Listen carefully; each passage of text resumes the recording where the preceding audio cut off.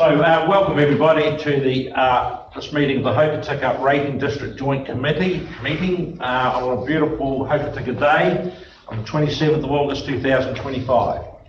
I'll just call for apologies. I've got two apologies so far. That's from Francois and from Councillor Cummings. So is there any other apologies? We haven't received one from Councillor Phelps, but he could be a late arrival. I can't get him on the phone either, so we'll note that. We'll note that, yep. Would someone like to move that those, moved by Helen, Elash, second by Councillor Campbell, all in favour? Declarations of interest. Anyone got any declarations of interest? Just make sure you put them on the register, bring them up as we go through. Looks like we've got no public forum petitions and deputations today, so we'll move on to item 5, which is a confirmation of the minutes of the Joint Committee meeting on the 3rd of February 2025. And the recommendation is, just first of all, I'll ask for any corrections to those minutes. They're on page 3 of our meeting papers. Are there any corrections? Corrections, would someone like to move that were present that they were a true and correct minute? Councillor Campbell, I'm happy to second those. Oh, sorry? No, you can. Thank you. I just wanted to acknowledge the note there about Francois and I, but we weren't notified of that meeting, hence we weren't present. Yeah. In that case, I'll move that they're a true and correct second. So, and we'll note your note about that, Paul. Thank you. It isn't here. Yeah, it isn't there. Yes. Yep. All in favour? Say aye. Aye. Against? It's carried. Next item is actions list, item which is on page 12 of our papers. And Tom, do you want to speak to the first item on this? That's item 1, which is report the previous plans implementation extending the groin field of the Hokitika beachfront. Thank you, Mr. Chair. It's a rather long-winded explanation there in response to a query from Councillor Cummings at the last meeting. The upshot of it is that a consideration of installing additional groins was part of the design process for the seawall extension, and the text in bold on page 14 explains the groin position. The rest of the commentary there is about the rationale. So just to summarise, the groins were not considered the preferred option for this location based on experience with the existing groin field, potential effects on adjacent beach sections, and capital and maintenance requirements as well, because they're so much more exposed to the sea than a seawall is. Thanks for that update, Tom. I think we can remove that then from the action list. The second item is report the indicator of coastal protection project cost and potential. So the recommendation is there that the section is expanded to include the other capital projects currently underway and proposed in the near future. So Peter Miller, I don't think you're online, are you? But we're going to be with you. I can speak to that, Mr. Chair. So I think the question from Councillor Councillor Phelps was the right question. But if we'd just focused it on the seawall extension and the temporary seawall, it wouldn't have given the community the whole picture of all the capital projects that are currently either in play or proposed. And so what we're proposing to do is come back to you with a full assessment of the rating impact based on current budgets, estimated costs for future work, and then that will help with the committee's deliberations on some of the other stuff later on in the agenda. Okay, so we'll provide that via email outside of immediate sequence within, say, a month or so. Thanks, Tom. Is that for the river and that too? Yeah. Peter Miller is online. You didn't want to speak to that, Peter, but Tom's explained that. So. No, that's fine. Tom's basically explained it well, so no issues. Action 3 is just to report the total expenditure for the seawall and river protection work. So that's been provided there. So is everyone happy with that? That's been provided. We'll remove that from the list. Action 4 was the this item's been addressed in item 8.1, so that can be removed. Item 5, and this item's also in 8.1, so that'll be removed as well. So would someone like to, is there any questions about the action list or queries about that? No? Okay, so the recommendation is we remove the report. I'm happy to move that. Seconder for that. Thank you, Helen. Yep. All in favour, say aye. Against? It's carried. Right, moving through. Next item on the agenda is the Chair's report. Mine's just a verbal report, and I'd just like to acknowledge this is my last meeting, and I have enjoyed being on this committee, and I think we've made great progress with the work for Hokitika, and I'd just like to thank staff and all involved from both councils to getting up to where we are at this stage, and we look forward to the government funding so we can complete this important project for Hokitika. So that's my Chair's report. Someone like to receive the Chair's report, please? I'm happy to, but just before that, I'd also like just to convey my thanks to you, Pete, for your reign in the seat. We've done a lot of work together with friends and Hokitika, and I appreciate you wanting this for conversation and your ear on, what we're looking at and why we're doing what. So it's been a pleasure to work with you. Just convey my thanks. Thank you, Milash. I appreciate that, and I'll be still around. So I know you will. More than happy to help in any. And I've heard you say that you're going to. Right. So all in favour? Oh, hang on. We need someone to second that. So thank you, Councillor Campbell. All in favour, say aye. Against? Thank you. Carried. Right. Item 7. Reports. Hokitika River Flood Protection Scheme update. So that's Scott. You're going to speak to that. Welcome along, Scott. Yeah, thank you, Jehedic. So first of all, we'll speak to the completion works of obviously stage 1A and stage 1B. The last of the work that's been carried out related to some additional works to the headwalls to the stormwater and some remedial work to the retaining walls. Those works along stage 1B have now been completed, and we've now addressed the final as-built drawings and other items with the engineering team, but also with Kiwi Rail as well, that we've closed out those items. So that we've now sort of worked through the final accounts with the contractor, and we're now in a position to understand where we're at with stage 1A and 1B. Stage 3.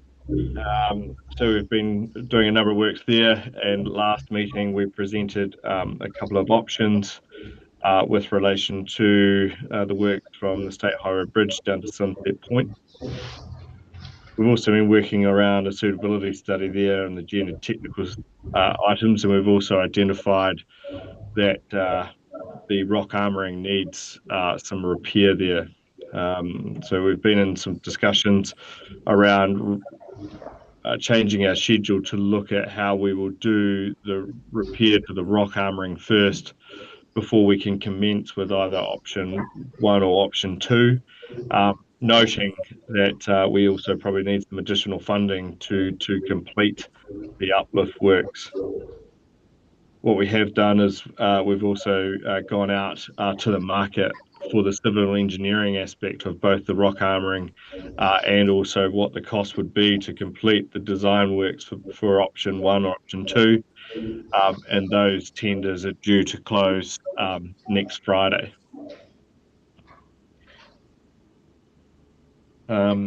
We obviously there as well as a wee bit around the financial position, which was also included in the action list as well. So yeah, that probably completes the update for stages 1 and 3.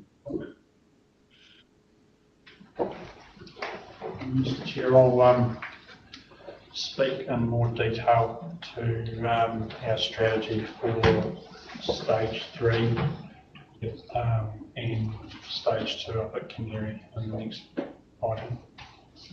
Thanks, Tom. So has anyone got any questions of the committee for to Scott on those items? Any questions at all? So Scott, the question for me is when will we have the final accounts and close off 1A and 1B? Will that? So we've received the final accounts. We know where we are from a final position there, and those have been are being closed with the accounts team, with West Coast Regional Accounts team. Thank you. Any questions from the committee at all? Just a comment from me. I just thought we'd decided at the previous meeting that option 1 was the preferred at this stage, item, because it involved a bit of work around Western District Council's roading network and that around there. So is that still the case? Yes, as far as my understanding, that is the preferred position. What we have asked with the civil engineers is to provide comment on that particular our proposal. So we'll get further feedback from the civil engineers within their RFP response. Thank you. With no further questions, we'll move on to the next item on there, and that's just Tom. That's you. That's stage 2 and the update. Are you happy on that? And then we'll move to the recommendational vote. So the purpose of this one is to update the committee on progress with both stages 2 and 3. So stage 2 being up at Kanieri Township, and stage 3 being a second stop bank from State Highway 6 through to Sunset Point. Particularly around the decision to withdraw and defer that application for Hokitika Stage 2 in favour of topping up the budget for Stage 3. Okay. So with respect to Stage 3, and Scott's spoken to some of this already, further analysis of existing stop bank condition and other factors such as available land between Gibson Quay and the river itself, and the heritage status of the site has meant that that section of the stop bank is going to be much more complex and unfortunately therefore costly to implement than we had previously understood to be the case. So, excuse me, our previous estimate was in the region of 3 million, which is around what we've got left from the Provincial Growth Fund IRG projects initiative. Our current estimate, depending on which option we run with, is between 5.8 and 6.5 million. In addition, with respect to Hokitika Stage 2, we felt we were unlikely to be able to meet the likely conditions of contract with Kānoa in time to be able to deliver that project this coming construction season, which is over the summer months, so from October on. So that was to get it right through the design side of things and get it consented as well and then tendered for construction. So that made sense to us to switch the order of them around. We're already in train with Stage 3, and Stage 2 we can defer and then resubmit for later tranches of the Regional Infrastructure Fund for flood resilience projects. In the interim, there has been a further tranche put up and bids called for, and Hokitika Stage 2 will go forward with your blessing, but under the understanding that the committee was happy for that to happen last time around, into the current round, which is due with Kānoa by the end of September. Okay. So Tom, could I just have a comment around the original proposal around that last stage up around Canary Bridge versus the extension, immediately above the current bank, above the plant? Yep, sure. Okay, so just to remind the committee, the scope of Stage 2 at Kanieri when it was first proposed in 2020 as part of the PGF projects initiative. 2 sections of stop bank, one upriver of the bridge. So we've got the existing riprap there on the right bank, and the stop bank would go up above that. And then that stop bank would continue for another 200 to 300 metres, I think it is off the top of my head, downriver of the bridge button as well, to where the country rises up again. And then if you carry on down the Canary Tram Road, there's another low-lying section there where there's an unknown creek comes in from this part of flat Road. And the proposal was to, not entirely sure how at this stage because it never got any further than this, improve flood resilience within that low-lying area there as well. Subsequent to that, Western Milk Products have expressed an interest in having another look at flood risk above the dairy factory, so beyond Townbelt East, or the back of McMullen's IPM. That would, from an overtopping point of view, we don't have a concern with erosion protection. So with Hokitika Stage 2, what we're wanting to do is go back, have another look at the modelling, have a look at the flood extent maps, have a look at the risk to that, those 2 parts of the Canary Township and the dairy factory before developing a more coherent proposal to go forward to the RIF. Okay. Questions of Tom? Yeah, if I can, through the chair. Thanks, Peter.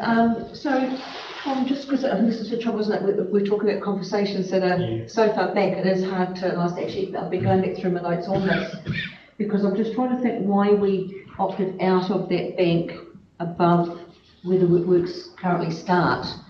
Because we opted out of that because we went for this down here, didn't we? Correct. But I know the dairy company, having spoken to them, are actually getting more and more concerned about that low level, because that's where it's going to give our township a tickle up first, is if the water breaches there, it'll just cut its way through.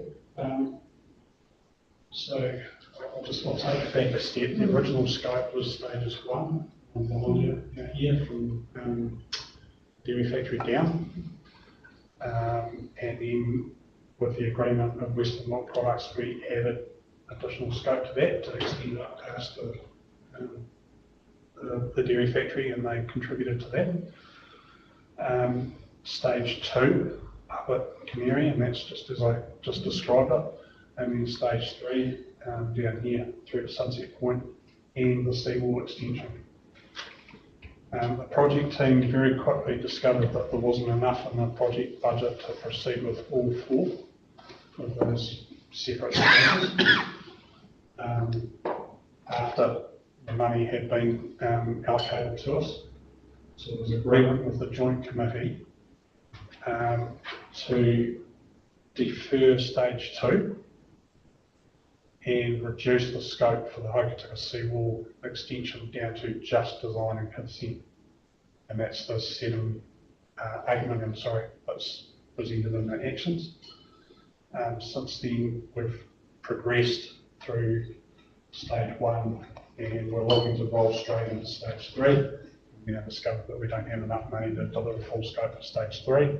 Rather than de-scoping it at this stage, our preference is to seek the additional funding that we require to finish the full scope of that stage. So does that answer your question? Yeah, it does. And through the chair, you said you were seeking funding in September, Yes. and that's going to be for stage 3. Correct. Yeah. So, sorry, 2 separate tranches. Tranche 2, we put an application in for tranche 2 back in probably March, I think, from memory. That was worth 4 million, and that was to cover Hokitika stage 2. We've then swapped that around to add it to Hokitika stage 3, and we were expecting an announcement from ministers on whether we were successful with that one or It was initially April, May, in line with budget announcements, and then it was July, June, July, and we're still waiting for that announcement now. Okay, and then there's a third tranche that we're just working on putting submissions together for now. Again, under the theory that we'd get an announcement on that one, around budget 27 announcements, sort of April, May next year. But again, as has been the case with this one, it wouldn't surprise me if that extended out into September, October 26 as well before we get an answer on that one. Okay. I think it's also important, Bill, to note that council did approach Kānoa after it was the decision to move from 2 to 3, the preference, because that was a bit skinny, and Kānoa did support that move. So that's been done, but that to just clarify a bit more on Earl too, we thought the money would have been approved in that tranche too, because that funding should have been out by now, and we were pretty hopeful that would be, but however, it isn't. But they've opened up tranche 3 without even allocating tranche 2 yet. So, Councillor Campbell, you had a question. Just how vulnerable is the stage 2 area where that is not done? My understanding is the area around the bridge, currently we've got roughly a 1 in 50 year level of service, and if we're operating to a level of service that's consistent with the rest of the scheme, and where we're heading with the rest of the scheme, that would take us to a 1 in 100 year level of service plus free water plus an allowance for climate change. Okay, so there's a bit of a difference. The flood extent maps don't cover a large area, but they do cover the area where those businesses are at present. So the Motors, the hotel, and some residences in and around adjacent to the bridge abutment on the right bank, and it extends a little bit further up towards the school, but I don't think it quite reaches the school off the top of my head. That's if we get a real big. Yeah, if we're looking at an excess of 1 in 50 year event, then yeah. So it's not to say that it's not a risk. It's just maybe not as high a risk for us as this one down here, given what's in behind the existing stop heap. Redwick, and then Councillor Cashin after. It would have to be a massive flood to get over that hump at the Canary Bridge. It was in the 1980s, probably the early 1980s, it flooded there, and it flooded into the back of the houses that were down below below the garage. But to get up over that onto the road, level with the bridge, would take a massive, and Hokitika would be underwater.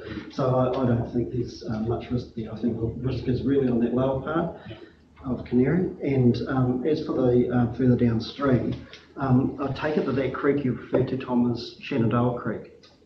Not been able to find a name on the map, but I think The Shenandoah Creek comes out of Tucker's Flat, and the into that is the low part down the tram, but there aren't any houses around there, so therefore there's no risk there either. To be honest, so I think it's a really sensible solution to move it. I mean, this is the weakest link. It's here. It's the priority. So no question about that. Even on the TTPP, we were told also about the risk over the tsunami. The tsunami risk wasn't so much from the sea coming in that way, it was coming up the river, from the river mouth, and breaching the town defences down into, spilling over into. And that's the low line part we're talking about now. So it's a good move, I think. Sorry, and just one other thing through the chair. So the next phase, putting that application through for the next tranche, is also a good move. But the seawall won't form part of that, will it? At the moment, coastal protection infrastructure doesn't qualify for funding from current initiatives. It did through the PGF under the previous government. The current initiative, coastal protection, won't be considered. So that's why we haven't released this one from the funding fund. Because through the chair, it's much sooner that our resources are put into following up on stage 2 at Canary than anything to do with the extending the seawall, which I think is not necessary in the first place, in my view, but just a matter of holding the nerve. Sea's been and come and gone there many times in the past. So I'll speak to that more in a later paper on the agenda, what our thinking is there. Councillor Casson, do you have a question? Yeah, thanks, Pete. Tom, for you, just keen on clarification around the local share input for tranche 2 and 3. Does that sit at 40% as per previous rounds? That hasn't been communicated to us formally as yet. It hasn't, but I understand through the back door, and I will actually take this opportunity to introduce Michael here, that is likely to be what's put on the table for us as a 60-40 split, same as for tranche 1, i.e. down at France. Okay, so with that understanding, we're looking for about 1.6 locally to make this all work, eh? Correct, yeah. And per my earlier commentary around the actions, we'll come back to you with how that's looking from a rate of impact point of view. Okay, thanks for that. So if I can, sorry, it's a little bit of a departure from the agenda, but I would really like to introduce Michael Freeman, who is the new GM Catchment Management for West Coast Regional Council. Michael's been, this is his second week? Third week. He's come to us from Greater Wellington. Got it, thanks. And Michael Earl is your Assets Administrator here at Western District Council. Nice to be here, thanks guys. So, do you want to introduce myself or? Yeah, thanks, might as well. So I am from Greater Wellington. I've had 4.5 years of flood protection up there and quite keen on working in with the Crown to get funding. So I want to transfer those skills back down here to try to just put it really forward, because I do understand probably the Crown a little bit better, because I copy all the time with them. This 60-40 split, if anything, Crown is actually thinking of reducing that. That is probably, at the moment it's 60-40. They think that we should be contributing more. I think the rules are quite fluid. It counts on kind of relationships. So keen to kind of push that, make sure I'm doing the best for the regional council here. And what the keen are is delivery. If you can deliver, you'll get more. So that's the thing we need to project out if you're wanting something more. Any delays are seen as making moves or bad. So I'm here to do that. I'll do it quite well, and it seems to be great to be here. I've had a great 3 weeks. Everyone told me it rained all the time. I've had nothing but sunshine since I've been here, so I think you're doing that just to make sure that foreigners keep away. The intention. But nice to know you see the light on where the mainland is. I live in Christchurch. Right. Oh, so my wife knows there. Oh, so you commuted to Wellington in the past? Yeah. Oh, right. So Michael brings to us an established relationship with Kānoa, working at a local level and resources available to Greater Wellington, but it's a good relationship to bring to the coast for the betterment of flood protection infrastructure projects here. So if I can through the chair, I guess potentially Daryl or Tom, so with the Fran's decision the other week about not carrying on with that wall, do you foresee that creating any issues with us with Kānoa as far as we're wanting a top up here, but because what's the communication gone back to Wellington on that piece of wall that we haven't committed to? Yeah, so I've been communicating directly, or rather the other way around. Lauren Gilbertson's been communicating with us what I'm saying at the moment is, yes, that was the decision of the joint committee, but we are not wanting to formally, just at this stage, de-scope the project and effectively, hand money back just at the moment until we explore some other avenues. So has that been received? And Warren is happy with that explanation. So we're still well inside the timeframes for delivery of the project. But he did want to know, is that a full and final decision that you're just not doing it? And I said, no, not at this point in time. Okay. Because that's one good thing that we have achieved is that with, doesn't matter whether it's river or on the land, any funding we've received from anywhere, we have always performed on well 2 times within budget with a great outcome. So we've actually paved the way for a little bit of potential leniency with these sort of things, I would hope. In response to that and picking up on Michael's point, I think we were being looked at reasonably hard with the relatively slow pace of the PGF funded projects, but the progress that we've been able to make in the last 12 to 15 months, we're getting some positive feedback from Kānoa about our progress and the level of critical thinking that's going into, what to do next and so on and so forth. So I'm more confident that we'll be looked on more favourably than we might have been maybe 18 months ago. Okay. Right, any further questions? If I can ask through the chair on regarding stage 2 and the design that's been worked out with the Westland District Council for the extra height on the wall here. So is it going to be a concrete, like a concrete nib wall along that's not going to compromise the heritage port area? So that's a really good question. We do have some challenges with this one, and this is one of the reasons why I was alluding to it becoming more and more complex. We've got limited land area between the river and Gibson Key. If we go up, we go out. So one concept is based on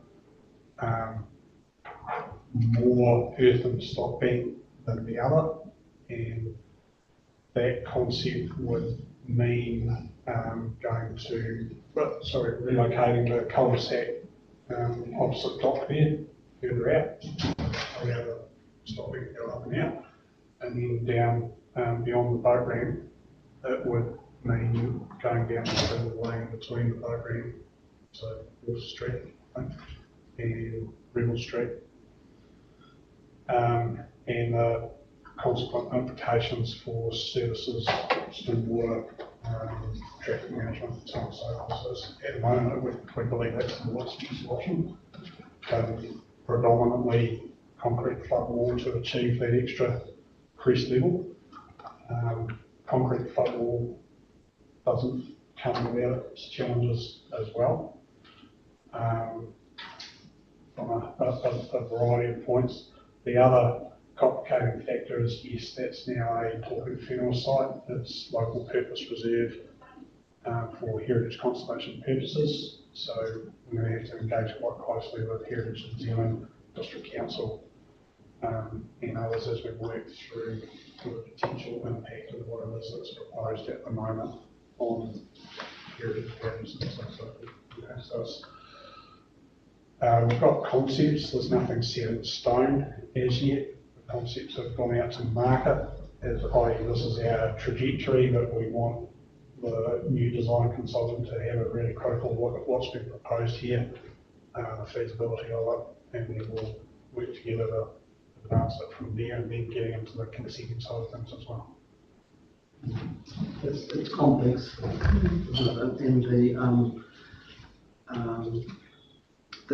the heritage area is just adds extra complexity to it. But what I'm seeing in the agenda is like a like a concrete wall similar to the Greymouth front wall extension, is it? Yeah, so that's to achieve the height through the most constrained area, which is the bit between the pump station at the bottom end of Weld Street here and through the boat ramp. And then we've got options to either go up and out with the earth and stock bank or more concrete flood wall further along towards Sunset Point. Or I mean, with the boat ramp, for instance, would an option be to have a removable? Yeah. So that's what the drawings indicate at the moment. It's very hard for us to achieve the crest height we need from raising the up and over and onto the boat ramp. So it's likely that would stay with a nominal raise of 500 to 800 mils, and then the additional height that we want to be portable flood barriers along the lines of what we're proposing for Westport down at the port there. Yeah. So again, it's just a concept. That's what we're working with at the moment. The most important one for us right now is one, vegetation that's been allowed to grow up. That's a key failure point for stock banks that through the root systems generates potential seepage pathways. And one of the key failure mechanisms for stock banks, just when you don't want that to happen, is through vegetation on the river side of the stock bank, so that will need to go. And the riprap, the condition of the riprap on the river side at the moment was designed steeper than we would these days. It was probably installed steeper than it was designed to be, and it's been undermined and it's starting to fall out. So reinstating that, removing vegetation and reinstating riprap is a quite easy win that we can get done as part of the first part of the project while we work on the detailed design and consenting for the crest lift. None of that work, of course, will happen during the lightweight safety. We need to open up the river first before it gets to me. So if I could just follow on from that, Tom. So with the discussions we've been having here at council, we're looking at a CBD sort of review, traffic flow, etc. Yeah. As far as the Tahu Whenua site and everything else and the historical components to that wharf area, I think it's quite appropriate that we all come together and look at what you're needing to do and how you're wanting to do that. And we talk about, I mean, this is vital. Yeah. So there's got to be some flexibility within all the stakeholders that are involved with this. But if you've got everybody on the same page and that same conversation, we may be able to get to some sort of good medium place there that will assist us. Yes, absolutely. And I think we indicated back in February that once we were in a position to start moving forward into consultation, consenting and detailed design, then council and other stakeholders around here are key parties in progressing this design. It is a very special area of Hokitika, holding a lot of history and heritage to it. So, yeah, it's important not to compromise. Yes. That historic yes, it is. But at the same time, we've got to protect ourselves as well. So, the priority obviously is. But we've got to find a way of not losing one to develop the other. So, yeah, more than happy to sit down and bring everybody together. Any further questions? No further questions, so it's a good discussion on that item, and noting that that higher figure is because of that more technical stuff that's needed around that heritage area, and also the proof that the rock armouring was undermined and needed a lot of work. So there's a fair bit of money allowed in that budget, but that's essential too to stop the flow path through. So I'll move the recommendation, and that is 1, receive the report. 2, note that the West Coast Regional Council's application of the Regional Infrastructure Fund flood resilient projects for Hokitika Stage 2 has been withdrawn, substituted an application to top up the budget for Hokitika Stage 3. Number 3, note that Hokitika Stage 2 will be progressed through the concept phase using the budget previously endorsed by the Joint Committee, so that the project may be resubmitted for the later tranches, which will be tranche 3 of the Regional Infrastructure Fund. 4, note that the conditions of contract Kanoa are likely to require consents in place and construction monitoring October 2025. Coastal Plan Permitted Activity Rule 8.522 may be able to be used to enable this, but it needs confirming by the West Coast Regional Council's policy and regulatory group. And 5, note that while these two projects have been consulted on previously, increased costs and associated rating impact may warrant further consultation with ratepayers via the joint committee. I'm happy with that, so I'm happy to move that. So second by Paul, thank you. All in favour say aye. Aye. Against? Carried unanimously. Thank you. Right, we're moving on now to the next item, which is 7.2, which is the Hokitika seawall update. And that's on page 39 of the papers. Tom, are you and Artica going to speak to that jointly, or? Yes. So I'd just like to introduce Artica for those that don't know. So Artica's our in-or-out engineer down this way. So we've come to well experienced. I introduced at the last meeting, I'll get a line.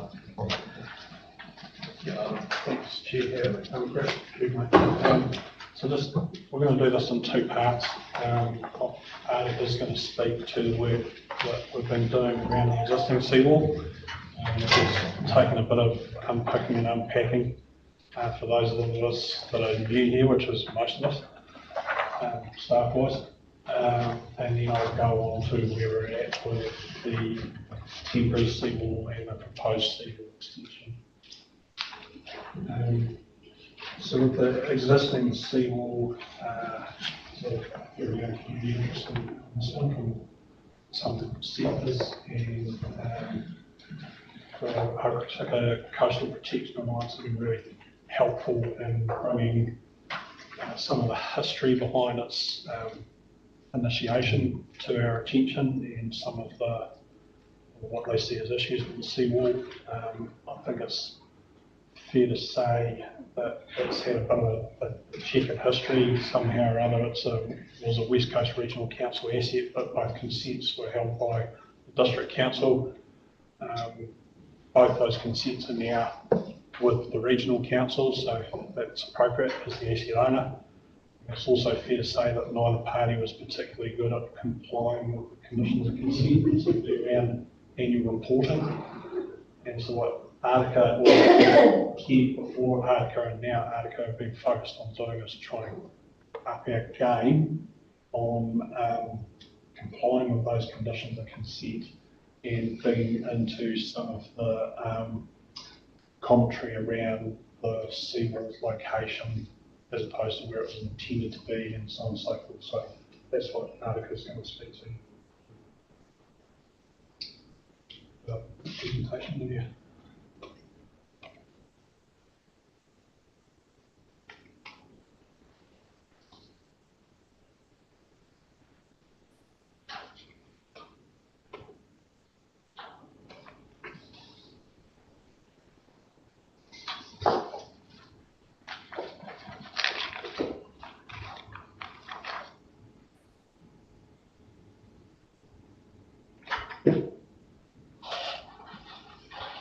Great.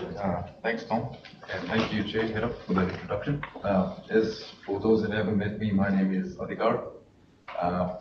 Like Chair Head mentioned, I'm the area engineer for the Central Region, part of the West Coast Regional Council, and the Hokitika and the seawall are part of my under my care council.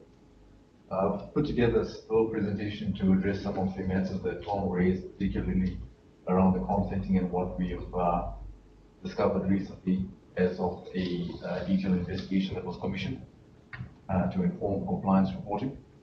Go to the next slide, please. You get it right, Ashley?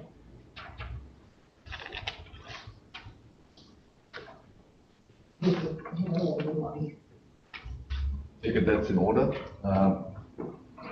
So, looking at the background, as we know, this wall was constructed in 2013 and was retrospectively consented.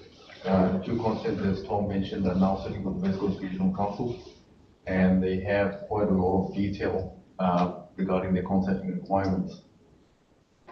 The primary reason for the construction, just to information for those that were unaware, the seawall was constructed to manage erosion on the Hokitika's shorefront. The seawall, consented seawall that is, shown in the yellow line, is 675 meters long, stretching from Town Road to Weld Street. And we've got two other seawalls that lie in between that, one belonging to Western District Council and another seawall unconsented that's part of the West Coast Regional Housing Wall. Go on to the next slide, please.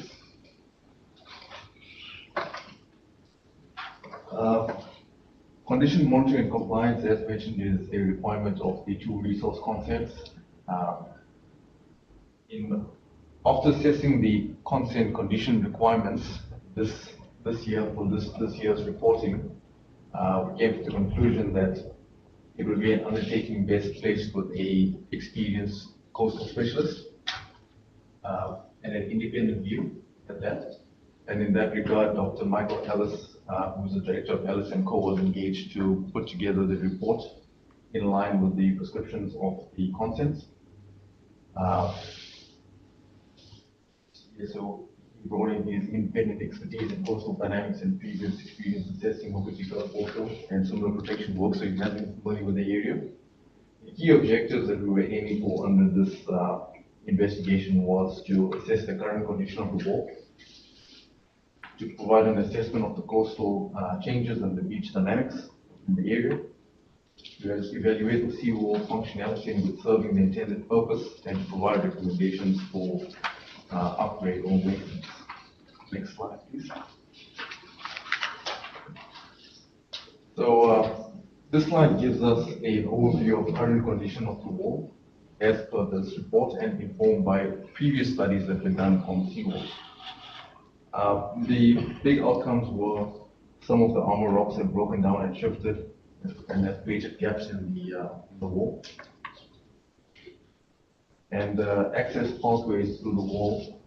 Maybe I'm put on the wrong slide. Back, please. One forward. Not all the same slides, but what this is showing us is an 80-year long-term erosion record along the coastal front of Hokitika. And the insert is showing us the details of aerial imagery historically taken and data that have been consolidated by institutions, indicating what the erosion line looked like in Hokitika. What the report tells us is that the coastal processes are continuing effectively unaffected, and natural cycles of erosion and depletion are continuing. Next slide, please. So, is it working? Is the question. So the findings of the investigation indicate that the wall is performing its intended function, and the 80-year erosion line, the excerpts that we see on the side, show that the beach has been eroding for a number of decades, 80 years. Records support that notion. So the seawall has effectively arrested inland erosion of the backshore along the water line. If you look at the red line, 2017 to 2023, it's been fairly steady, so it's been holding that line. So we can, by that deduction, take it that seawall is performing the primary reason that it was installed to achieve. What this does mean, though, is that erosion shows up a bit differently, where the beach is a bit steeper and narrower than what it was in previous times. That's a bit of a trade-off, though. Do you mind if I ask a question? Yes, please do. And so that is the part that you're looking at is closer to the sunset point end of town, isn't it? When you look at your previous slide, so it's up that end of the seawall is what we're looking at, the erosion. Yes. And then do we just assume, sorry, because I'm No, not sure. familiar with any of this, do we then just assume that you could apply that consistently along the wall as you go? So That's this the is, idea. but this is what you'd expect along the length of that wall, is that what we're saying? Yes, that's what we're saying. Thank you. So, So can I just ask on that, being that we've got the Hokitika Trench out here as well, where it drops off quickly, deeply, and then we've got the sand build up, particularly with the management there from the southwest. I mean, the trench is going to play a part in that sea dynamics anyway, which is going to explain why we've got more dimension in the aggregation or the receding components of the beach in that front. But this beach build-up that we're seeing at the moment, in particular around Sunset Point and south, that's going to play to our benefit potentially. But have you got that predicted in here, moved into here? So what we've got is processes that are happening on different timescales. Okay, so long term, the trend is a retreat, but within that, it's a bit like the weather side of things. Long term, the trend is for things to warm, but you'll have ups and downs over that long term trend. So what we've had this time last year, or from about April 2024 through to maybe November, quite a full-on erosion cycle on the foreshore here. And then since then we've had a change in weather pattern, and we've now got quite a good deposition event going on right now. That pulse of sand will move up the beach with a long-shore drift. And then we'll get another erosion cycle when the weather patterns change to predominantly westerly cycle again. Beyond that, and the effect of the likes of the trench and whatnot, I'm not a coastal geomorphologist. I mean Don Neal in here, or Dr. Mike Ellis to be able to explain how all of those those features work together to influence the patterns. All I can say, and Annika can say, is it's complicated, and it's a function of the river, offshore processes, and onshore drift as well.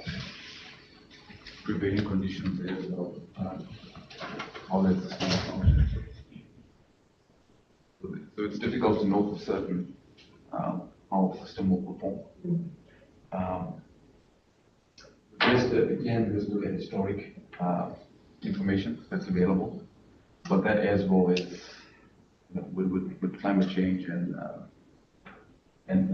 this 80 years is a minor snapshot in the grand scale of things. That's quite key. So long-term trend 80 years isn't that long in the overall scheme of things. So. Through the chair, if I could just comment there that I'm long enough in the tooth to remember when the sea came right into the edge of the sea on Beach Street, Beach Road, and at the top of the tide was coming down Weld Street. That was in the 1980s, and at the time there was the council or catchment board at the time would have been got Dr. Jeremy Gibb, and he did a big study on it, and he was down here for months on end, and he concluded basically that it was all linked to the shape of the river mouth, and that if we train the river mouth, then we won't have these vagaries of year after year. But that hasn't happened, and hence you do have the vagaries come and go, and so you have those erosion cycles that come in and go in. But we've seen it, as I said before, we've seen it come and go many times, a lot of new people move into town and they haven't seen it before. They see it coming and encroaching towards their back fence, but in actual fact it's quite away from them, from boundaries. It's still actually in the road reserve, and it's been there before, and it's been worse than that before.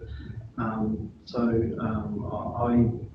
think caution, and you obviously be aware of that Dr. Jeremy Gibbs report from the 80s, and I don't even know if he's still around, but that was basically the word on it back in the day, and it was, he linked it clearly to the shape of the river.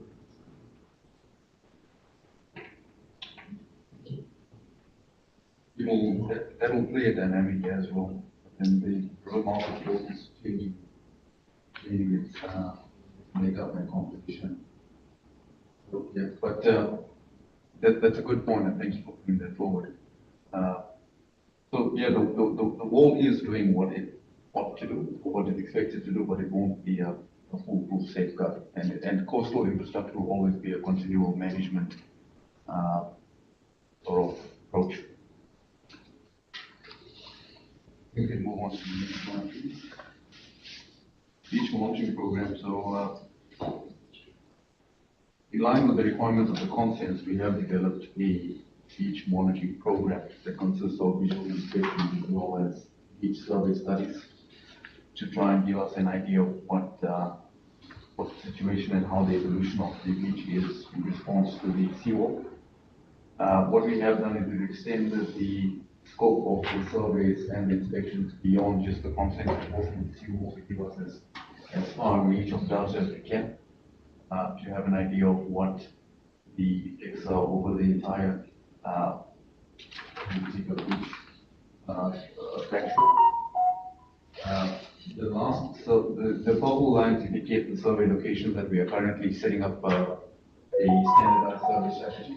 We'll be able to compile comparison maps like the one shown on the bottom left and right hand corner. And hopefully with surveys being done in those positions over the long term, we'd be able to get more informed, a more informed perspective of what the impact is on the complete shorefront. I think we can do the next slide. It's just while we're at it. What we had was council had established a series of cross sections that they were surveying regularly, but they weren't aligned to the locations and the conditions of consent.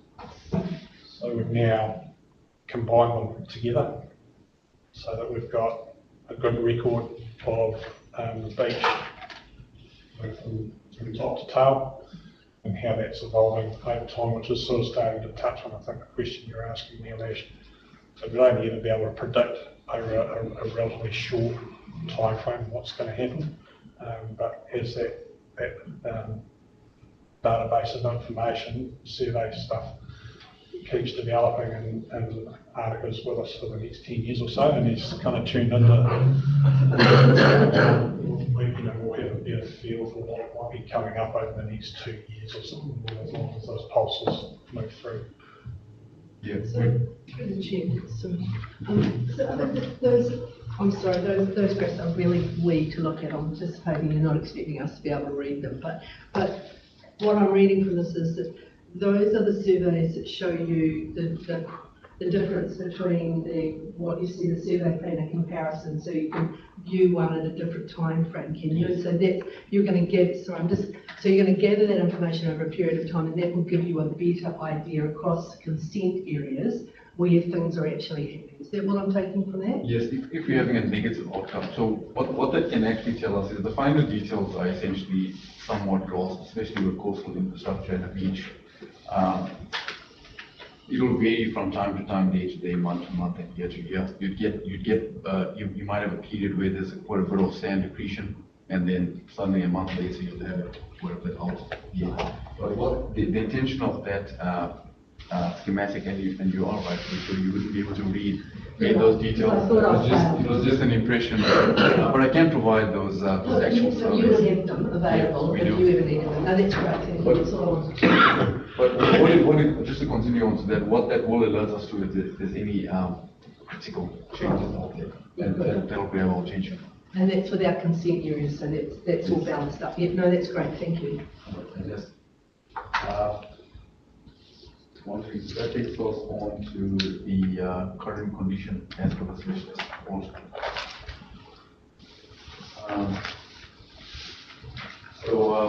Specialist report came in that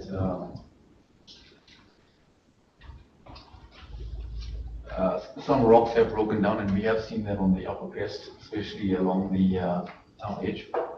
Some of the rocks have broken down into smaller components, and the crest level has normally reduced by about 300 millimeters. They've also picked up that there are gaps in the armor rock where some rocks have displaced, And overall, the idea is that the seawall, the findings are the seawall is intact. But there was some concerns raised about the size, the grading size of the rocks, and those gaps in between them. And the pathways identified were identified as a weak point. So the specialist reports agree that those are weak points within the wall themselves. Can you look at the next slide?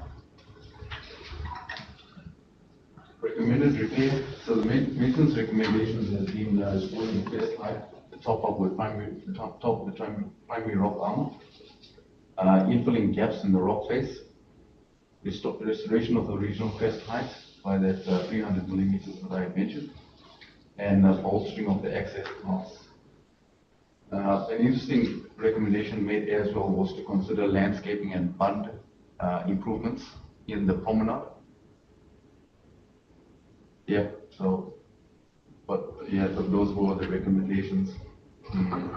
We can essentially keep it as it is and monitor it as it goes, and if those become necessary, we can look at implementation of some of them.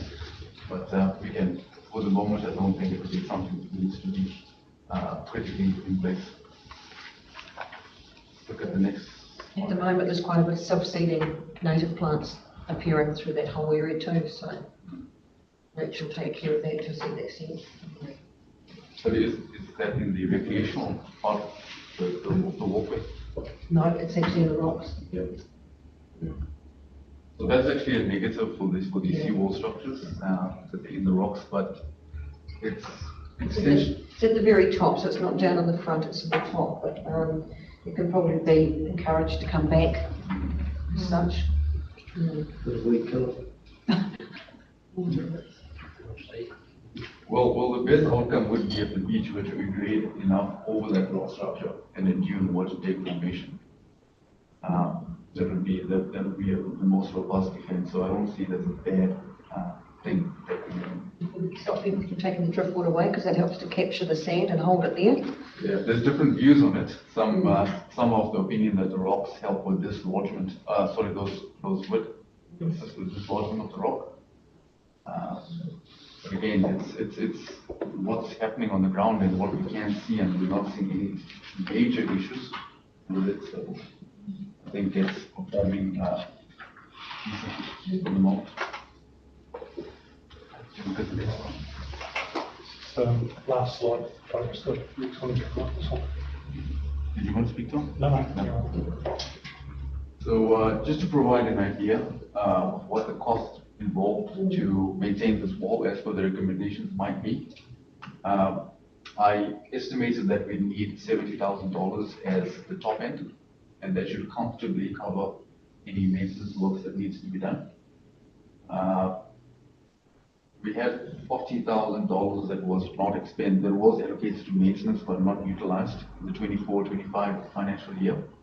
And this could possibly be used in the current financial year for these maintenance works.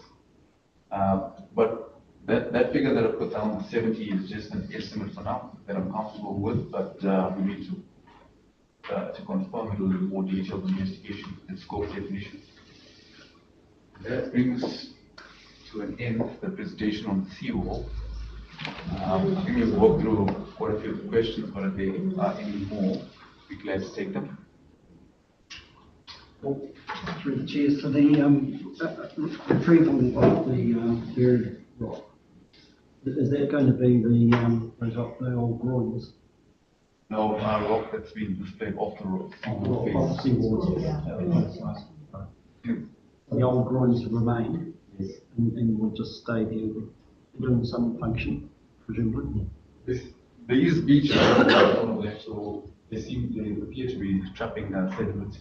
I think, oh, sorry, coming back to that action item from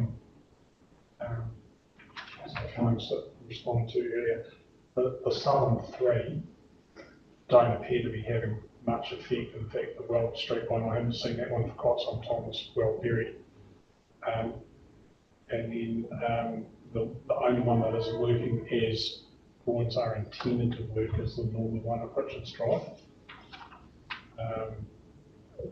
the commission report we had done on them in 2020 acknowledged all of that, but suggested that there wasn't any point in removing them because they may still have some value when the beach lowers and it starts to build back up again. But they should be, particularly the Richards Drive one, continue to be maintained. So there's a bit of rock that's been displaced off of that, and that should be repaired as well at some point. It's not an urgent task, but it's something that should be on our list. Ken, just before you seal up, Pete, sorry, through the chair. Okay, just on this, you've got a 40,000 allocated, 24-25 for each year wasn't used. How much was allocated in the 25-26 year? Use the train.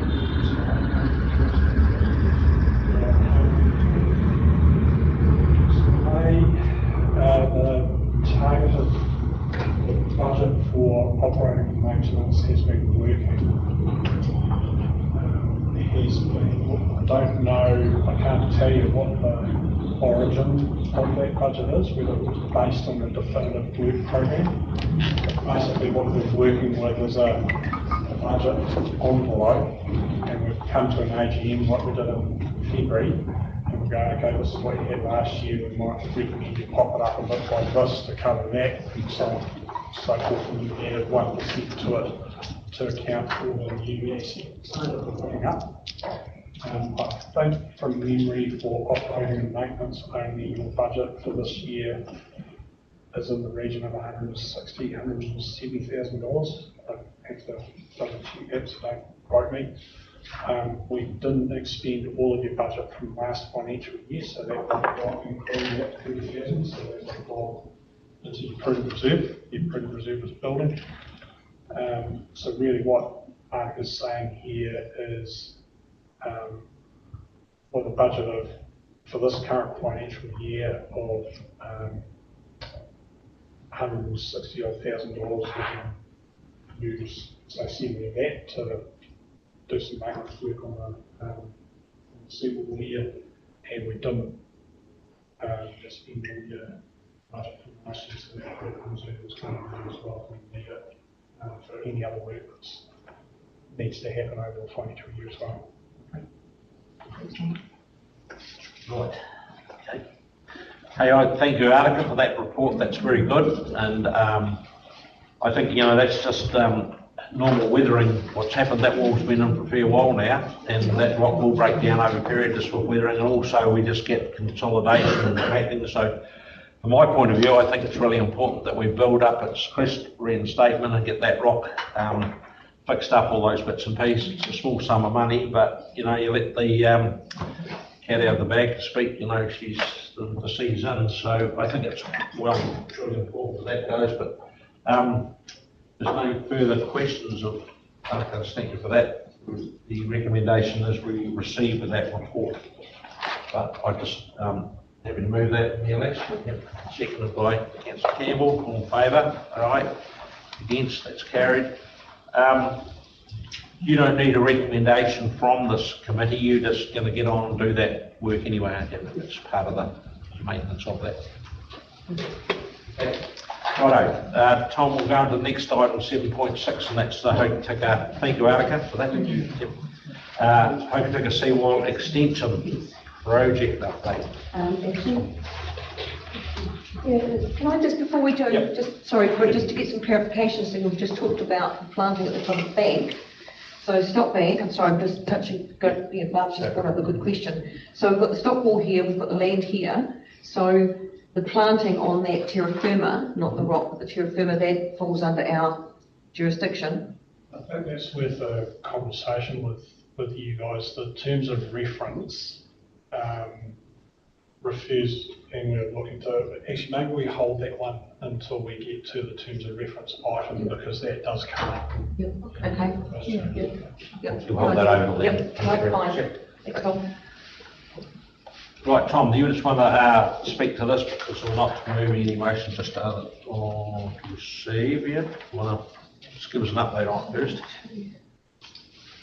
Okay, thanks, Chair Haddock. I would have, under an ideal world, well like to have been turning up and able to report on more progress with this one than what is the case. So the intention of this report is just to give the committee a bit of an update on where we've gone to with both the temporary seawall retrospective consent application and the consent application for the seawall extension since our last meeting in February. Bottom line is, due to resource constraints at our end, we haven't been able to progress either consent application as we had indicated in our paper or our update to you last meeting. To cut a long story short, we've subsequently agreed with the District Council that we will withdraw both consent applications in the meantime. Given that both consent applications were lodged 2 to 3 years ago, and there is some context that has changed since then. We understand why they were lodged at the time. We have perhaps a slightly different view about the way we approach this if we were given a time again. So we want to work with the community to reach an agreement on the short, medium and long term strategy for managing coastal assets here. And the outcome of that might be that we do wind up resubmitting those applications, but they would have to be amended first. So, contrary to the headline in the paper this morning, the plan hasn't been scrapped. We've just withdrawn applications in the meantime, and we may well resubmit depending on where we get to with the community over the next 6 months that we've been granted by the District Council to progress our thinking. Okay. Thanks, Tom. I think everyone's read that. Any questions of Tom regarding that? Just through Chair, so we're going back to the paper and all to ask for a correction in that, because it's just sort of quite a misinterpretation of what's documented. I'll have a chat to our comms and engagement advisor and get back. Okay, so the recommendation is that council or the committee receive the report. I'll move that. Happy to. Thank you, Councillor Casson. Second, all in favour say aye. Aye. Against, it's carried. Councillor Casson, second and fourth. Right, getting through it, now we're on to item 8, which is the general business part of the agenda, and that's the rating district reclassification. So, Tom, there's a verbal update to you on that. Thank you, Chair. So this item stemmed from a query from one of the regional councillors at an Ops Committee meeting in relation to new subdivision developments in Hokitika and whether or not they're included within the special rating district. So I just want to take the opportunity to confirm that the new developments at Crestview and at Seaview are included within the rating district boundaries.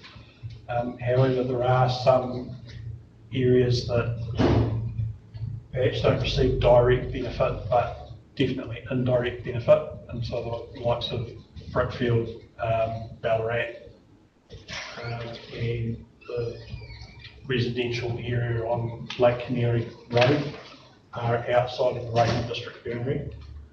In addition, there's just a single classification, so one rate for each property per $100,000 of capital value, irrespective of how close that property is to either the existing seawall or the flood protection scheme. So what I'm wanting to do is test the committee's appetite for revising or reviewing and revising the classification system for this rating district including the boundaries. Okay. Have the boundaries always been drawn on a map, or are we just sort of moving them in and out as we grow as a region?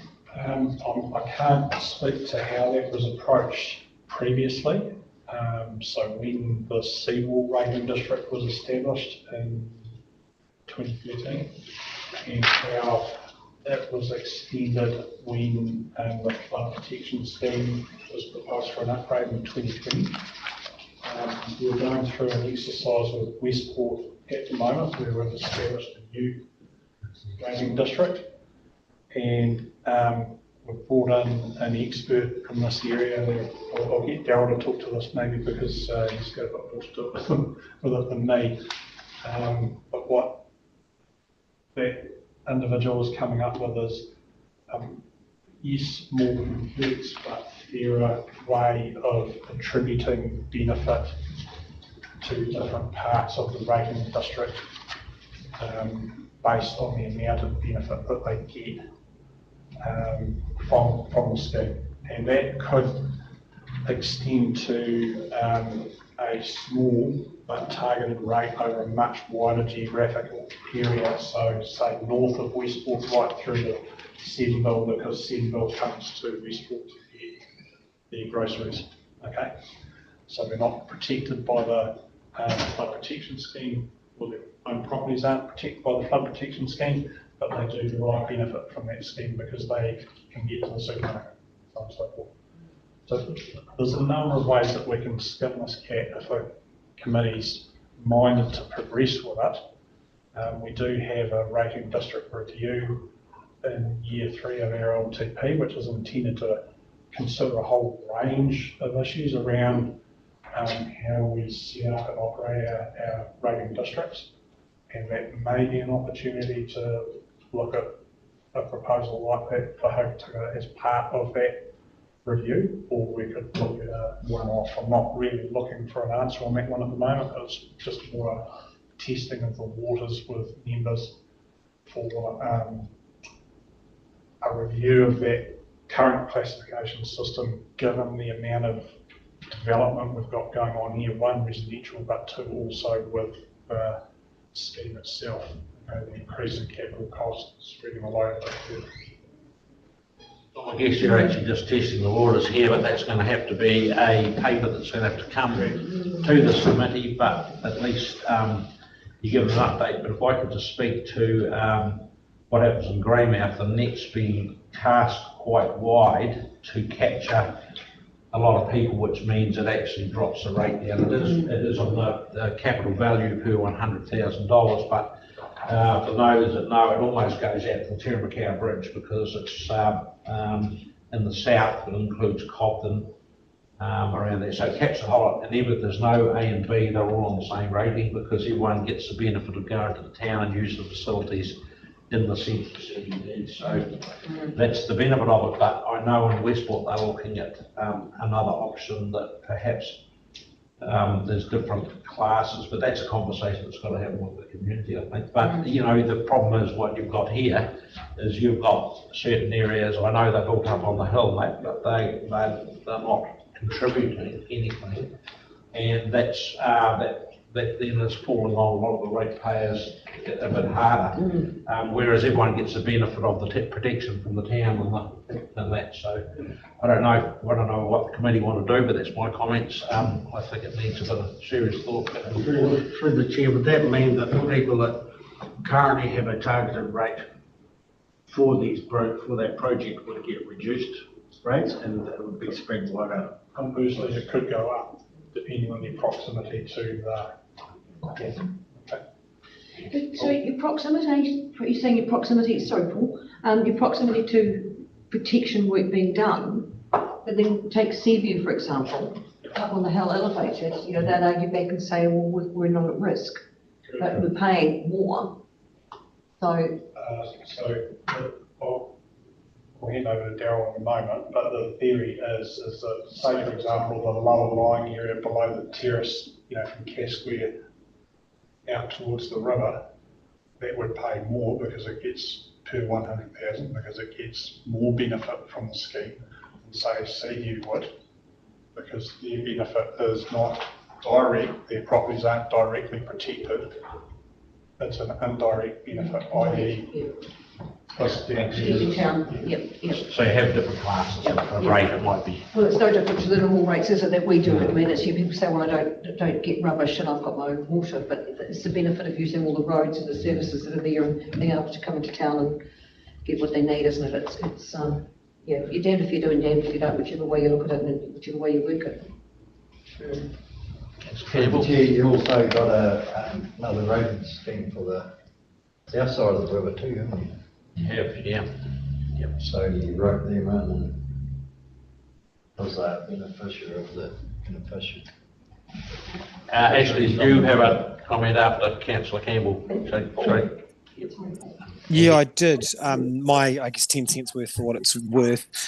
My thoughts are where we've had a significant change of land use, a hospital is turning into a residential development or a race course is turning into a residential development. It makes sense to adjust the lines to then reflect new use of that land. The bigger conversation around classification and where your property gets more value based on proximity to the asset is probably a bigger one, and for me makes sense to be done as in year 3 of your LTP, as Tom alluded to. But some of those boundary adjustments make sense as things change on the ground.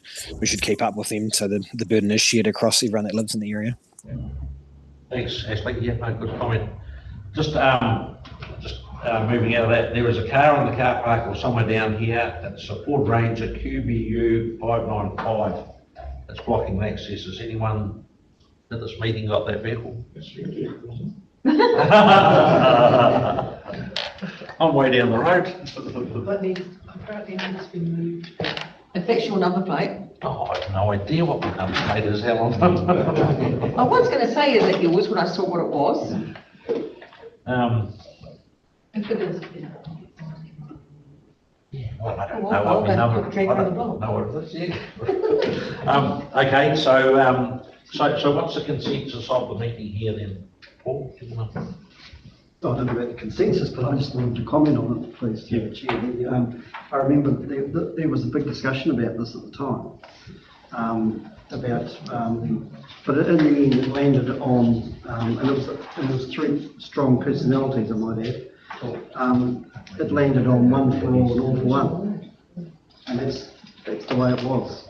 Whereas there was a stronger argument that there should be a graduated rating, and that those closer to the beach, it was all about the beach at that stage, and those close to the beach ought to be paid a greater amount. But there was, as I say, there was strong personalities at play, and that's kind of drowned out the rest of the argument. But so it's definitely time for time to have another look. I fully support the review. Darryl? We have 23 rating schemes across the West Coast, and they are all different really in terms of how we rate them. So there's no consistency of approach here. Some even are on land value, actually rather than capital value. Some, as Peter said, are just one big block. Everyone pays the same.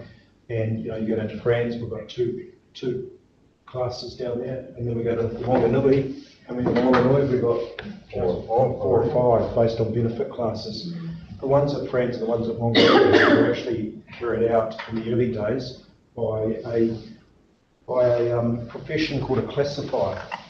And in the Ministry of Works days, classifiers were right around the country, and they were a mix of river engineers and property valuers, and melded those 2 things together and actually just properly assessed benefit and sometimes exacerbated in a way of actually doing the rating. It is absolutely conventional right around the country to have benefit based on direct and indirect benefit classes. That is very conventional around the country, not so much on the coast, but as I say, some of the schemes do have that. We're taking as we have to, not even a review, we are carrying out a study and completed that now through a properly qualified classifier for the new Westport scheme, and with a view to adopt direct and indirect benefit classes. The council, West Coast Regional Council, are going through a full review of its rating schemes and has to report back on that by 30 June of this financial year. And if there is any consequential changes, they must be gone through a special consultative process under the Local Government Act, so there is full community consultation on that. But at the end of the day, as for the terms of reference of these joint committees and even the rating districts, we take recommendations from these committees and the committee's views, but ultimately decisions made by the West Coast Regional Council's councillors. So clearly here at Hokitika, we only have one class, and already we know that we have some direct and probably even more indirect benefit classes that are not being rated at the moment and paying into the scheme. The last thing I want to say is that scheme ratings in their current form or in a new form can be legally challenged, and the legal basis to it is in the Local Government Act in terms of clear identification of beneficiaries, and basically through precedent right around the country over many years, that whole direct indirect approach and classifying boundaries within those direct and indirect classes are stood up and will be beyond challenge if we do it properly through a proper assessment. It's not a perfect science, but there is some science that needs to come to bear to these things. Thanks. Darryl, any further comments, questions? Right. So that'll actually... It's helpful, thank you, because, you know, test the temperature for it, and it is entirely feasible that it'll, you know, handle this as part of the rating district review. It's about to get kicked off and due for completion by the end of this financial year. Through the chair, look, it's quite timely, you know, that, I mean, we're reviewing our rating structure. We're going to kick that off shortly. We've always done things because we've always done them, as opposed to looking at where are we at now. We've got growth and development as the fair and most equitable way to do it. So it's timely to do this because things have changed, Tom. And you know, I live on the south side of Stone's Throw from the beach, so it's a privilege to live there, but there's a responsibility there as far as protecting our property, which means paying into, attributing to protection, to have that luxury. So, yeah, we're in a new era now of who pays and why, and spreading the load as well. So, and that's more relevant now while you're doing more subdivisions and the town's expanding out. It needs to include, because otherwise it's not fair to Seaview and Crestview that are included when you get another subdivision, so they're going out and they're not. So it's timely. So I just want to clarify one thing for Councillor Casson. So Seaview and Crestview do sit within the current rating district boundaries. On the boundaries, yep. So the theory being that as those properties come on stream and people start paying rates, they're picked up in our rating database and start getting charged the targeted rate for Hokitika. Great. Appreciate that clarity there, Tom. Okay, there's no further questions or all that. We will move on to did we move to receive the report? I don't think I did. So we'll, the recommendation is to receive the report. Thank you, Councillor Campbell, for moving that. Seconded by Councillor Casson. Thank you. All in favour, say aye. Against, it's carried. Right, 8.3, review of the Hokitika Rating District Joint Committee Agreement, inclusion of a community representation. So this was actually brought because at the last meeting, Councillor Campbell, I thought you brought that up, that he thought it was a good idea that should have community representatives. But so the last time this was reviewed, I think, was in May 2023. So, Tom, you're going to speak to this? Great. Thanks, Chair. So, as Chair has said, this request has been brought to the committee's attention by Raven District members here, and Councillor Campbell did recommend that we look at a review of the terms of reference to allow for community representation. We've got 4 joint committees on the coast, Westport, Greymouth, Hokitika and Friends. We've got a variety of approaches across all 4, from 2 community members at Westport to no community representation at Greymouth this year, to 8 at Friends Joseph. So when we put this item up,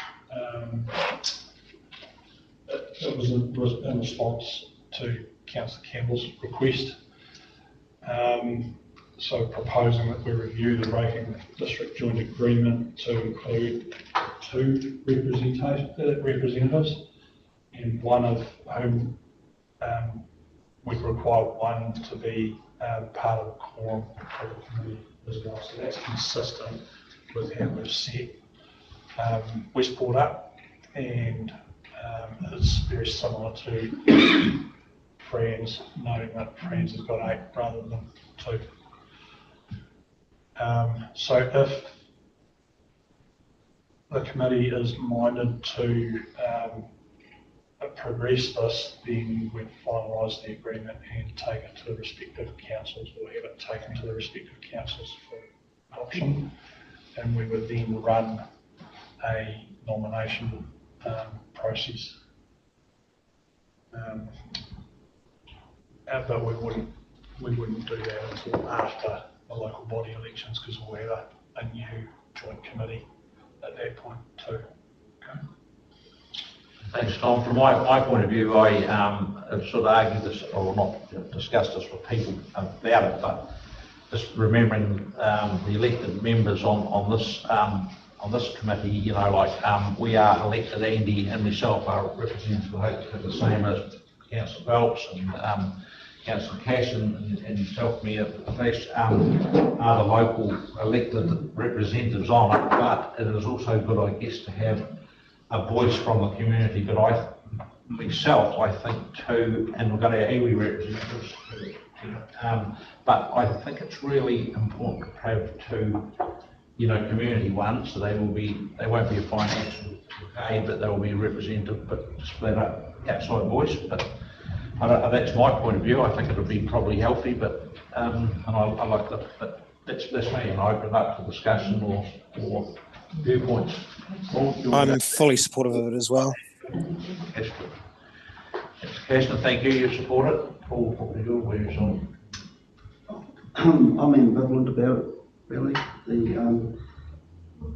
This would take it to 10, and you know, it just gets to that point where it's, you know, becomes a little bit unwieldy, and that everyone here, including the iwi, we all represent someone already around the table, and you know, we all live in the community and we know the community, and so you've already got that perspective, that voice there anyway. So I am ambivalent about it. Yeah, if you want to, okay, but if you don't, I see that even now it still goes on fine. Yeah, through the chair, I sort of see it's been a little bit difficult, because I can imagine how it's going to go looking for nominations, and people getting a little upset that they haven't been selected or whatever, for whatever reason. We've had some contentious discussions around seawall and rivers and stuff historically. Friends, I think, is its own unique situation because of the problems that Friends has got. We ended up with a very heavy representation, but at the end of the day, that was what the community wanted, and potentially what we needed to have. Like it or not, that's what it is. I don't know, I agree with Paul. We've got a fairly strong representation. How much more do we add to it before it gets clunky? It becomes too complex for what we've got to achieve. Yes, right, because we're all appointed or elected to represent and make informed decisions. But the other thing I'd perhaps offer is that should the need arise for a, for a better word, working group, working party or, sort of bringing the people in for discussion and then decisions follow after that without having to have additional seats at the table, I don't know. Non-voting. Well, you can get people in and sort of say, look, we've got this to wade through, we're keen to hear your perspective and work through that and then summarise that and take it away to the table for decision making, I don't know. There's other ways potentially of covering that, isn't there?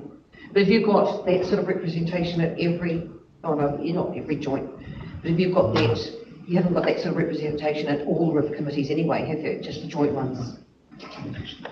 It's only the joint ones, but Greymouth's got none. It's only the elected representatives and the iwi around the table work fine. And Hokitika's been that way. It's just because Westport's new, but it had, because it was a whole new scheme, I think it had the community representatives, So. And they've gone through a situation which has perhaps created that need, possibly.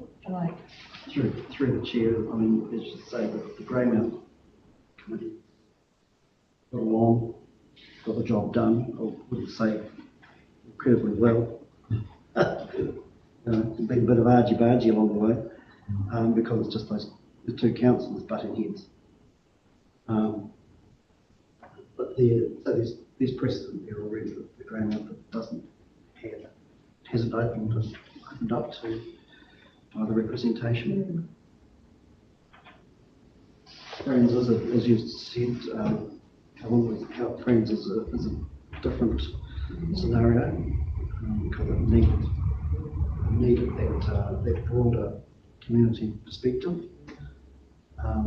because of the big north side south side split.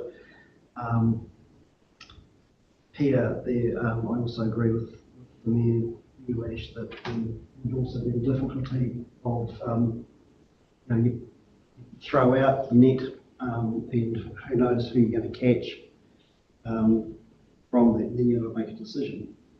And of course there are some strong views here in this town about what should be and shouldn't be regarding that seed in particular. And that would be a rocky sort of decision to be making. Just following up to what Paul has said, I think one of the risks I see if we go out to the community is that you potentially end up with people with a very strong voice that have got their own personal agenda to put their hand up for because protection of their or whatever, and that's not the right reason to have somebody at the table. We're talking about protection to multiple properties, businesses or whatever, but to me there's a bit of a risk there of what that representation could be, which is problematic at the best of times when that happens. Yes, Campbell? Yeah, the only thing, there was a request that they wanted to be in here. And at least, there's quite a vocal group, but at least if they're in at the meeting, they express their views. And if it's a matter of common sense, should be enough votes to make it go the right way. At least we know what they're talking about. That's my view. Can I just make an observation that I really strongly support having a community voice, particularly in these conversations, but it seems to me that it's not very clear exactly what you're expecting of these community members to come, and we may put them in a difficult position because they're not representing potentially any one group. Are they coming as a voice? Are they coming as a representative of a group? That's a different thing. I wonder whether to maximise, because I do believe the wider we can maximise the community having a voice in these meetings, the better the information flow we get. And these are public meetings, they can come and express views with that. I just wondered whether it's more about, I think the Mayor's conversation around we take more opportunity to have that conversation and advertise it more widely on areas where we know there's going to be specific contentious issues. We really put that up front to say these meetings are going to take place at these dates and encourage people to come and open the floor up and have that conversation so we get a multitude of community voice, which I think is really important. It's just, I feel like if you're getting just two people, you put them in a very unenvious position of not being representative of groups, but they're by themselves or not. And the wider the voice, the better the information we have. That's just, sorry, an observation. It's probably muddied the waters rather than made it clearer. But And through the chair, that's like, I had a yarn to a couple of them, and they said, well, this is when we, a couple of years ago, they said, well, the council's not even interested in listening to them. They said, all we want is somebody to listen to us and be heard. And Tom's probably found that. You went and had a yarn, and it's running a lot better now, isn't it? So I think you're right in that there are other ways of approaching this if that's what you're minded to do. And I think Fran's example where for that specific piece of work we've pulled together a group of community representatives to provide council with advice which we can then take to the joint committee for the joint committee's deliberations. That's one way of dealing with it. And yes, the public forum is another way of dealing with it. I think it does depend on who's at council, as mayor and councillors, as far as going out and talking to members in the community. Because actually I've been down around the foreshore in that since we've been in governance, and you know, when people have wanted to talk to us, we've gone and seen them and had a look and had that conversation. But that comes down to people's willingness to engage, because you get some people at council saying, well, that's regional council work, has nothing to do with us. Well, yes, it is, because it's your community, or our community. So it's a hard one, because it does come down to who's at the table. But I do agree with Barbara. I quite like the concept, and something that we've done is that we've sort of brought the community in and teased out those comments and feedback and taken the points on board. And then actually sometimes from that you actually find people that would be very good to actually have on a committee. As opposed to what I said before, people that will put their hand up for their own personal agenda as opposed to representing the wider relation. Darryl, do you want to comment? Yeah, what I'm hearing is there are, if this committee didn't opt for having some community representatives, there is other ways and means, and I'll just summarise that. So there is the possibility of better promoting these meetings and the deputisations and representations from the floor and public speaking. So there's that.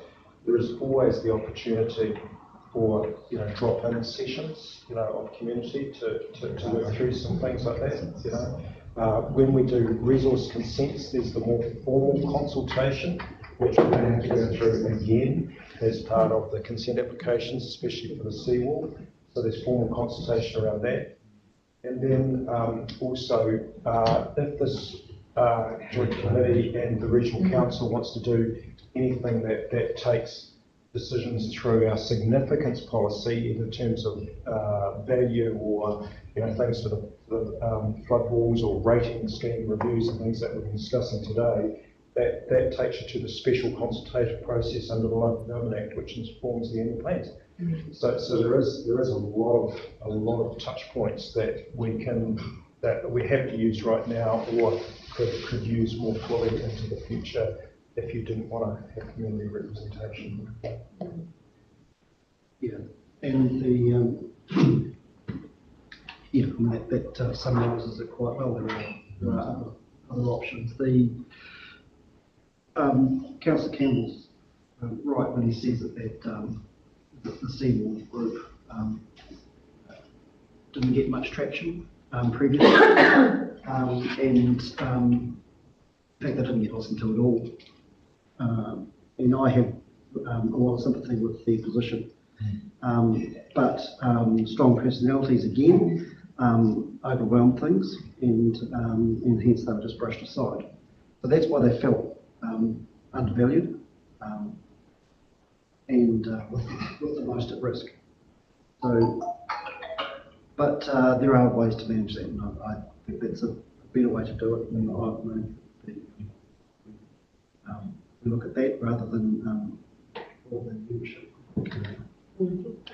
Through the chair. Yeah. So, and Councillor Campbell, I think it's a really good point. It's how people feel, their perception of whether they've been heard or not is the important thing, right? I think that's That's the key thing. And I realise, you know, we're going to be pushing this forward into a new training for the new, whatever that looks like going forward. I wonder that what we perhaps could do is a recommendation that we actively explore and commit to community consultation through the meetings for the new setting up of the committee. So there's a clear direction and this committee is committed to it, and transparency and consultation is important, and that's what we would expect going forward because we've made the commitment to it. I wonder if that might answer the perhaps a little bit I more. totally agree, actually, Barbara. I think getting the consensus around the table here, I don't think there's a clear consensus, and I also note that we've got several councillors and one of our area representatives missing today, so I don't think it's probably a fair thing. I think we're going to have a hung vote here, but I think I'll put this recommendation that we receive the report and that we explore the options in the future for future community representation involvement. Yep. And especially with the elections coming up. After the triennium. Yep. Is everyone, I'll put that motion, I've got a second of that. Absolutely. Have a second that. All in favour of that? Right. Councillor Casson, what was your? Not there. Sorry, fat fingers trying to find the mute button. Yeah, happy with that. Yes, Maverick, were you okay with that? Okay, so no one against, so that's carried. So we'll just put that off. Tom will. Mr. Chairman, can I just make a really quick last comment? Thanks for that direction, joint committee members. That helps us, know what to do now. But can I should have said also that, and I think you're seeing the benefits of this down at Friends Joseph with the working group and other things, but also here, the regional council staff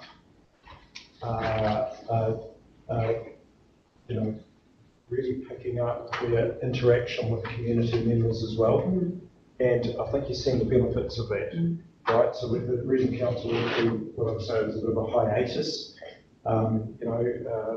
probably, prior to 2 years ago, and we're having to recover from that. And there was, as Paul says, there was some strong personalities that marginalised some people. I really want to acknowledge Tom's efforts to consult and work with community members to try and get a consensus around what we're doing in these flood schemes, and I think it's starting to work. Thanks. If I can, just as a follow-up to that, Pete, sorry, I fully support Daryl's comments there, especially with Tom being out of Friends. The difference that's made to that community, feeling like they're contributing, they're part of the picture. Your interaction with them has been just so welcomed, and I thank you very much for that. It's a wonderful way to treat people, and it's going to reap rewards. Ash, thank you, Daryl. Okay, and I'll thank you again for the direction on that one. That's fine. That's understood. In addition to that, in the course of looking at the terms of reference as it stands at the moment, and after we sent the papers out, we picked up a couple of 3 other things that we think would be good to have revised. And we can speak to those, and then that might have an additional resolution on that. Okay, so we'll leave proposed clause 11. Clause 5 aside for the moment. I can take you to proposed clause 11. So this is around council standing orders, and the previous clause 10 was incorrect.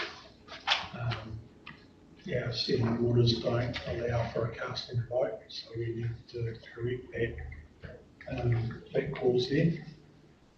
Correct, yep, I agree with that. And then moving through to new clause 21 and then 22, just some minor tidying up around terminology and consistent use thereof when referring to flood and coastal protection infrastructure. And then proposed new clause 23. So clause 22 reads, Regional Council agrees to consult with the District Council prior to any works being undertaken to upgrade or modify the Hokitika flood and coastal protection assets that impact WDC infrastructure. So that's fair and proper, that if we're proposing to do some work that might impact on, say, stormwater systems and so on and so forth, we consult with WDC before we do that. What was missing from the agreement was the reverse scenario, where District Council would agree to consult with us prior to any works being undertaken to maintain, upgrade or replace District Council infrastructure that impacts Regional Council managed flood and coastal protection infrastructure, and that hands off the flood protection bylaws that we're in the process of renewing at the moment. Okay, where there are legal requirements for setbacks from flood and coastal protection infrastructure, where there's a mechanism for Regional Council to assess proposals to open up a spot bank and run new infrastructure through it and so on and so forth, and we need to have a look at that and make sure we're happy with it before it proceeds. Okay? Tom, when you say that, the thing that struck me around clause 22, through the chair, is just that it says prior. Right. Yeah. It's a bit like common sense isn't always that common. You know, like when we say prior, we're talking just before, you know, do we need to put something around that gives us all safeguards about, you know, as early as possible, something like that? Because, you know, people change and not everybody has the same understanding. I just think, I totally agree with the concept. I just think that it needs to be done in a timely fashion so that it's a no surprises approach. And I didn't know how to frame that. You might have better wording than me, but I would have thought in an agreed fashion, a beforehand. Yeah. Because it will change according to whatever it is. Yeah. But, you know, just prior is like, well, okay. Say it's on Friday night before the Monday. Yeah. And I'm not saying anyone would do it, but I just think, you know, it happens, right? So what can we do to make sure that we minimise that? So through the chair, that could also have possible impact on emergency works, you know, if you get something happens on the weekend, you can't get hold of anyone, you can't sit there, so. Yeah. It does happen, not often, but. So we've got your planned works like your pump station on Livingston Street, and then we've got emergency type stuff. So it's best endeavours, I guess, and trying to tighten up the wording around, you know, ideal timeframes. I just thought it might be prudent, yeah. Yeah, we're going to think about that. As early as possible kind of covers it, doesn't it? Yep. Yep. As early as possible prior to, yeah. Okay, so how about if I can ask the committee to resolve to adopt these changes, excluding the community representatives one, pending some more appropriate wording around timeframes and notification of works. Yeah, and then we'll revise this and then we'll get it out to both councils for adoption. We've got to go to the councils first before we adopt anyway. Yeah, I see. So the time frame is, sorry, through the chair, so the time frame where you've got Tom is we're putting it up tomorrow so that the committees can continue on, and they need to have this as part of that suite of work, do they or not? No. Different, okay. No, all right, just as long as I'm not constrained on time frame, that's all. Tom, just on 8.8, the chair should be the chairperson of the regional council. Has it not been co-chaired in the past?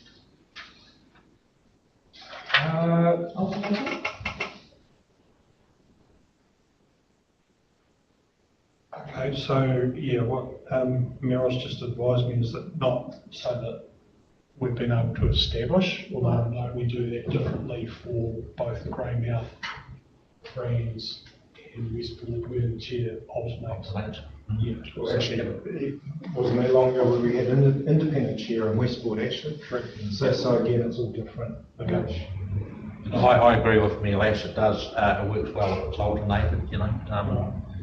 So change that one to be consistent with Westport, Greymouth and Friends. Because these changes, they'll have to go back to the relevant councils to be formally approved and then come back and then.